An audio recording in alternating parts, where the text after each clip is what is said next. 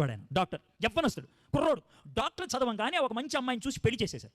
పెళ్ళి అవ్వగానే ఇంగ్లాండ్ దేశం నుంచి ఆఫ్రికా వెళ్తా అన్నాడు. రే, ఆఫ్రికా అంటే ఏమనుకున్నావు? అది ఏమన్నా స్విట్జర్లాండ్ అనుకున్నావా? సరదాగా పర్యాటకానికి వెళ్తానికి. దోమలంటే ఇలా కుడితే చచ్చిపోతావు, పర్లేదు, దేవుడు అక్కడికి వెళ్ళమన్నాడు, వెళ్ళిపోతానని వెళ్ళాడు. తన భార్యను దోమ కుడితే చచ్చిపోయింది. భార్య శవాన్ని మళ్ళీ మోసుకొచ్చాడు ఇంగ్లాండ్కి, పాతెట్టేశాడు. పాతెట్టిందని మళ్ళీ వెళ్ళిపోతున్నాడు. రే, ఎక్కడికి వెళ్తావురా? ఆఫ్రికాకి వెళ్తున్నా. రే, భార్య చచ్చిపోయిందిరా, ఇప్పటికీ అర్థం కదా, పర్లేదా, దేవుడు అక్కడికి వెళ్ళమన్నాడు, వెళ్ళిపోతానని. వీళ్ళు 10 మందిగా ఆఫ్రికా అడవుల్లో వెళ్తా ఉన్నారు. అడవుల్లో చింతపుళ్ళు ఉంటాయి కాబట్టి ఎప్పుడు ఎవడో ఒకటి గస్తీ ఉండాల్సిందే.